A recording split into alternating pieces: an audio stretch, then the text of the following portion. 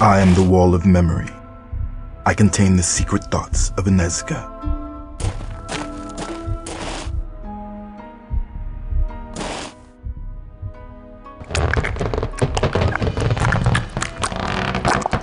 I am damned. In the holy orders I once dreamed of the eternity of bliss that would be mine for my devotion to the Lord. Eternity is now mine, but not bliss. I shall live as long as a voivod, or as long as a voivod is pleased with me, or as long as a voivod is pleased to defile me. Heavenly bliss is not to be my lot, only empty torment. Yet still I dare to hope, still I live. Oh, Ineska.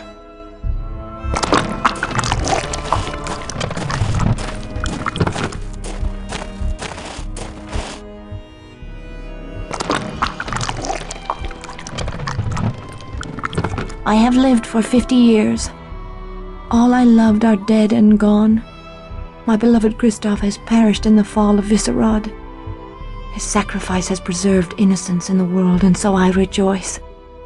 But my suffering grows with each passing night. The voivod takes great delight in seeing me rise with fresh hope, for it means he may once again drag me down. Should I surrender all hope and break as the busa is broken, his pleasure would be at an end. Yet I will not abandon my hope, even though such hope fills his empty heart with glee, as it fills mine with pain. I cannot bear it.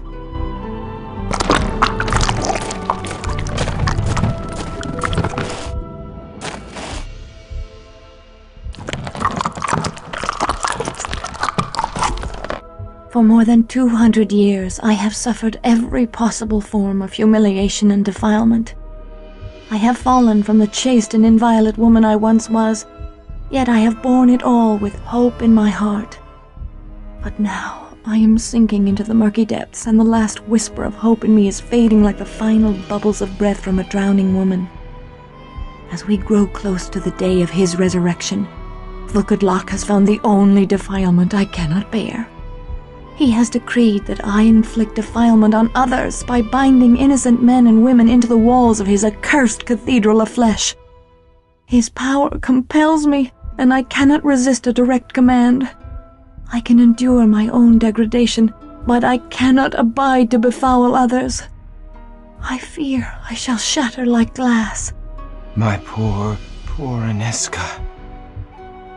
This is my doing. Every humiliation she suffers is on my head. Kristoff, you can't blame yourself for the choices she made. Perhaps thou art correct. It's not your fault. You have to move on.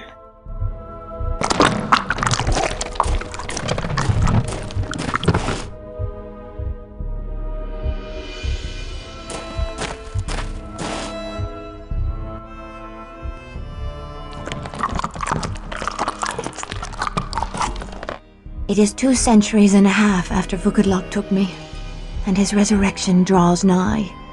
He now demands that I surrender the final shreds of my honor and perform evil acts of my own volition. I cannot defy my master's command that I defile others, and when I resist him, my poor body carries out his tasks against my will like a puppet. He's driving me mad, so I must change. Rather than resist the evil I am compelled to do, I now embrace it and perform my tasks with zeal. The master favors me, and as I embrace his evil, he gives me greater power. I have been Lebusa's equal since my arrival. Now shall I take over her duties, gladly trading the final measure of my innocence for control over the voivod's worldly affairs. 'Tis the only way. Oh no! She gave up! I'm so sorry, Kristoff. Kristoff, are you okay? I mourn for her soul.